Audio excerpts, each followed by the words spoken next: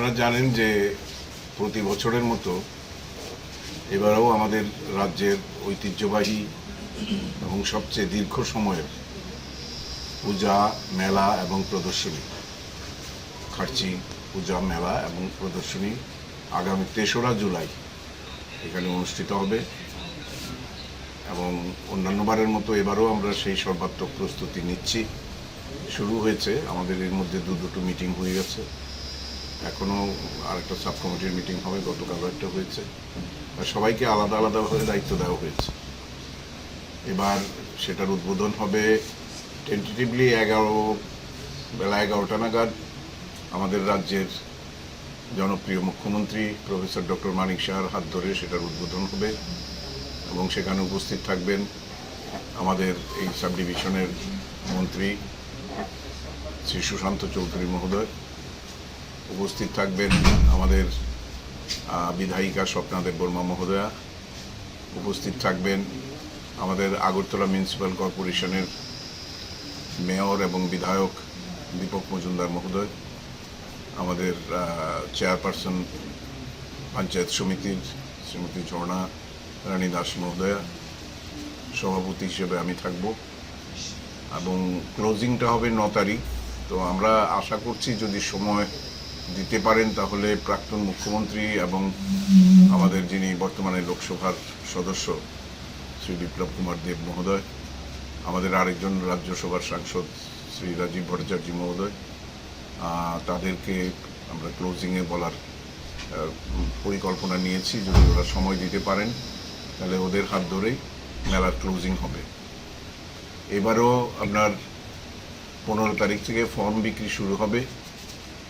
গতবার যে রেট ছিল 100 টাকা করে, এবারও তাই আমরা রেখেছি। যদিও জিনিসপত্রের দাম তো কিছু বেড়েছে, তবুও আমরা মানুষের সুবিধা অসুবিধার দিকে তাকিয়ে সেটা করছি। আর আমাদের প্র্যাকটিক্যালি মেলা কমিটির হাতে কোনো ফান্ড থাকে না। আপনারা জানেন যে যেহেতু এখানে মন্দিরের কোনো ইনকাম আমাদের কাছে আসে না, সেটা একদম পরিষ্কার শহর সব কিছু আমাদেরই করতে হয়। তো বিভিন্ন সরকারি দপ্তর, আগরতলা মিউনিসিপ্যালিটি থেকে শুরু করে আপনার সেই আলো সাজানো, আমরা নেপকোর সাহায্য নেই এবং বিভিন্নভাবে আমরা সমস্ত দপ্তরগুলোকে তাদের স্টল দেওয়া হয় প্রদর্শনীর জন্য। এবং সারা দেশের অগ্রগতি এবং আমাদের কী করণীয় সেটা আমরা মানুষকে নতুন করে স্মরণ করিয়ে দিতে চাই। প্লাস্টিক মুক্ত, নেশামুক্ত ত্রিপুরা এবং ফুড সেফটি ভ্যান থাকবে, এটা যাতে মেলার মধ্যে খাদ্যের কোনোরকম ভেজাল বা বাসি পচা খাবার না দেওয়া হয়। এছাড়া আমাদের থিম এবার হবে অপারেশন সিঁদুর, তার জন্য আলাদাভাবে পরিকল্পনা নেওয়া হয়েছে। তো মাঝখানে আমরা আরেকটা প্রোগ্রাম করি, সেগুলিও ব্যতিক্রমী প্রোগ্রাম, আর সেটা হচ্ছে দিব্যাঙ্গ যারা বাচ্চারা আছে তাদেরকে একটু উৎসাহিত করা, সাহায্য করা। এছাড়া কৃতি ও মেধাবী যারা অর্থনৈতিকভাবে দুর্বল সেই সমস্ত ছাত্রছাত্রী এবং খেলোয়াড়দেরও আমরা সেখানে সম্বর্ধনা দেবার চেষ্টা করি। তো এবারও আমি জানি না কতটা আমাদের ফান্ড কালেক্ট হবে, সেটার উপরে নির্ভর করে, কারণ কোনো ট্রাস্ট না থাকায় মন্দিরের অর্জিত সম্পদ কোনোটাই আমরা কাজে লাগাতে পারি না। এমনকি মন্দিরটা পরিষ্কার করতেও প্রচণ্ড পরিশ্রম করতে হয়, সারা বছরে এখানে আবর্জনা জমে থাকে। তো আমরা আবেদন করেছি সরকারের কাছে এখানে একটা ট্রাস্ট গঠিত হোক, যেভাবে মাতা ত্রিপুরেশ্বরী মন্দিরের ট্রাস্টের মাধ্যমে, দুর্গাবাড়ি ট্রাস্টের মাধ্যমে মন্দিরের পেছনেই তাদের সেই অর্থটা খরচ করা হয়, কিন্তু এখানে সেটা এখনও হয়নি। আর আমাদের দেশের এবং রাজ্যের অগ্রগতির যে সমস্ত সুফলগুলো মানুষের কাছে পৌঁছে যাচ্ছে সেগুলোকে হাইলাইট করার জন্য আমরা বিভিন্ন দপ্তরকে বলেছি সেদিনকার মিটিংয়ে। এছাড়া আপনারা জানেন যে এবার বিশেষ করে গত 26শে জানুয়ারি দিল্লিতে যে ট্যাবলো বেরিয়েছে, রাজ্যের যে ট্যাবলো দেওয়া হয়েছিল, সেখানে চতুর্দশ দেবতার বাড়ির স্থান হয়েছে এবং সারা ভারতবর্ষের মধ্যে এটা দ্বিতীয় হয়েছে। তো সেই দিক থেকেও এবারের মেলার গুরুত্ব অনেক বেশি।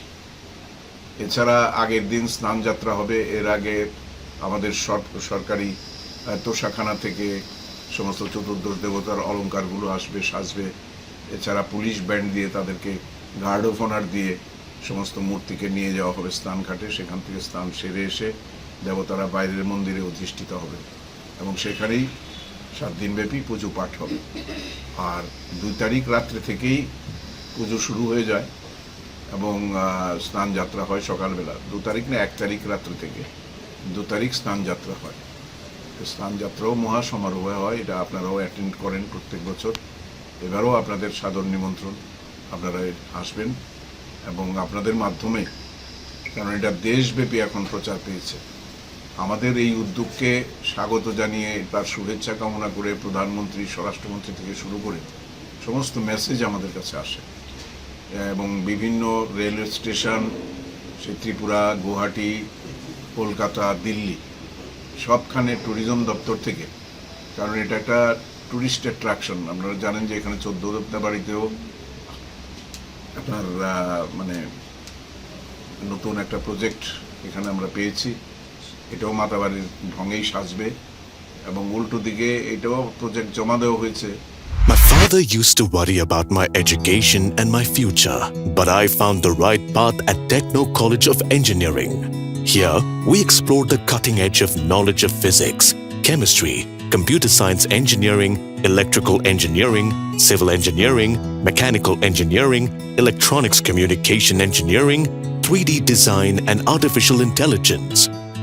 We are mentored by world-class faculty members and empowered through the Teka Tools initiative, which connects us directly with industry.